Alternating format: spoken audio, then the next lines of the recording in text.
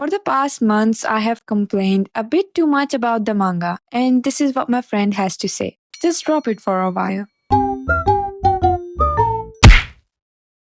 It's possible to save your mental health if you just don't read the manga or don't take it as seriously, but that's not what we do. Instead, we become delusional.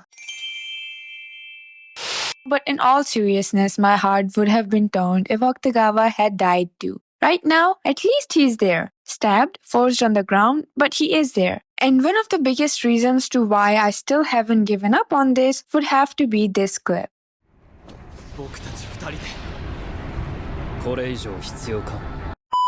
We know that it's few hours ahead of Ryukichi's death. So does that mean all those bubbles that took place in those few minutes? Probably. Because we're getting a new chapter once a month. We are spending our nearly 30 days theorizing on how it's going to end or losing our sleep to the question of who would die next. Whereas there in the manga, they all have died in seconds. Anyways, I'm not going to rant too much about it, so let's just talk about chapter 120 and 120.5. In chapter 120, the focus is on Okutagawa as he confronts Amnogazin, a powerful higher dimension being that also goes by the name Helicopter. The chapter opens with Atsushi cheering for Okutagawa, who is determined to stop Fyodor from escaping. He faces Amnogazin with a newfound calmness that Atsushi notices, suggesting that Okutagawa has found a deeper strength within himself. I mean, the biggest difference would have to be his eyes. And I also think that Okutagawa has changed a lot. The reason could be either his amnesia or the fact that he's now Aya's protector,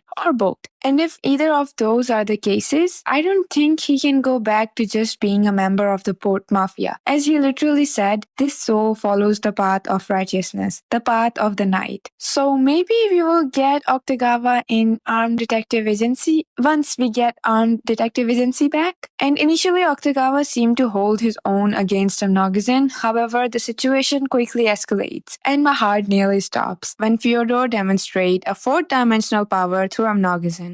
It's like how we can tear or erase anything that exists in 2D dimension. For example, I draw Fyodor on a piece of paper, which would be 2D, and then tear him up. Just like that, the helicopter Amnogazin exists in 4th dimension, and we live in 3rd dimension. So it allows him to pierce Okutagawa's abdomen, bringing him down. Like he said, attacks coming from a higher dimensions are inescapable. With Okutagawa down, Fyodor moves to his next plan after having a good stretch, while Atsushi is left in shock, unable to move or to stop him. It's like Asagiri is giving Atsushi Yuji Itadori's treatment, and I'll be honest, it's not very entertaining. Moving ahead, I find it very questionable to how Fyodor suddenly have no interest in Atsushi, and I think he was just putting it off for the time being. You know, clearing off the path so he can manipulate Atsushi and use his ability freely. And one of the obstacles in his way was Fukuzawa, with his all men are created equal ability that strengthen the control of the ability users within his command. Without Fukuzawa, Fyodor can take full control of Atsushi's power, and that's literally what he's after. That's why he went straight for him. And in the end, we see Fukuzawa confronting Fyodor, questioning whether he has any interest in his survival, to which Fyodor coldly replies that he does not.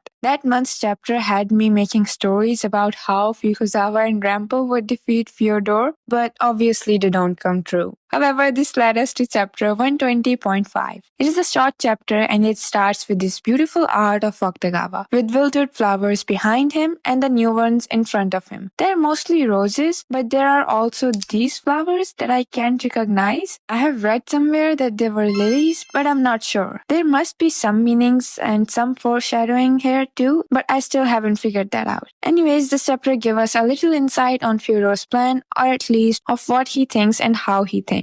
So the chapter have a furious Fukuzawa confronting Fyodor as he is deeply affected by the destruction of his friend's dream of world peace, which Fyodor had seemingly crushed. Fyodor straight up told him that Fukuchi's dream of world peace was doomed from the very start, as his methods were weak and absurd. Honestly, this chapter kind of makes me get where Fyodor was coming from, and the fact that he literally said that he wants peace too, but by world war. The war is not the point, he wants peace is what I'm stuck at. I love this thing about Asagiri's writing, and it's also the reason why I keep going back and forth from loving to hating Fyodor's character. It pisses me off that he had killed almost half the members of Armed Detective Agency, but at the same time, he makes so much sense sometimes. Here he says that trusting humanity to act righteously is useless. In his view, humans are selfish, divisive, and prone to violence. And I have to say that he got a point. As I said, he makes sense, and his disbelief surely comes from his long history of observing humanity's failures, wars, and hypocrisy. Unlike Fukuzawa, who thinks good about everything, Fyodor embraces humanity's flaws, but he plans on using them to his advantage. Fukuzawa encounters that humans have the capacity to choose peace when faced with dire circumstances. However, Fyodor dismisses this as naive and idealistic. He claims that only by using humanity's weakness against itself can true change be achieved. This ideology hits Fyodor's role as philosophical villain, challenging not only the heroes of the story, because look at Atsushi just listening to him. As having experienced humanity's cruelty firsthand, Atsushi may be beginning to question the agency's unwavering faith in humanity. And not only the main lead, but he also challenges the reader's view on morality and ethics. In short, Fukuzawa blames Fyodor for Fukuchi's death, but he replies to that too, saying that Fukuchi claimed that he had killed 500 in the name of world peace. Yet Fukuzawa could not fully affirm that. I mean, Fukuzawa's grief over Fukuchi is a driving force behind his irrational arguments against Fyodor, and his blind faith in Fukuchi's dream really clouded his judgment, even though there were others who had already warned Fukuchi of his flaws. Then the most shocking moment of the chapter happens, and Fukuzawa is killed, or more like turned up into bubbles with the others, but with another Amnogazin. Yeah, there were two of them now, and this clip was starting to look like a joke to me. While Fukuzawa was washing away like a soap, I was thinking of Rempo. I mean, they have been like father and son for a long time. I wonder how he would react. I want to see other characters too, but I'm so scared that whoever is going to come next would probably die. We seriously need smart people here, like him or Dazai, or at least we need Atsushi thinking like Dazai. Because by the end, we see Atsushi planning to steal the page of the book from Fyodor, so he could use its backside and bring everyone back. As for defeating Amnogazin, Fyodor's control must be served. There's a symbol on Fyodor's hand that he used to command Amnogazin. It's most likely the key, and destroying this symbol could free Fukuchi from his influence. In short, this scene needs to be recreated.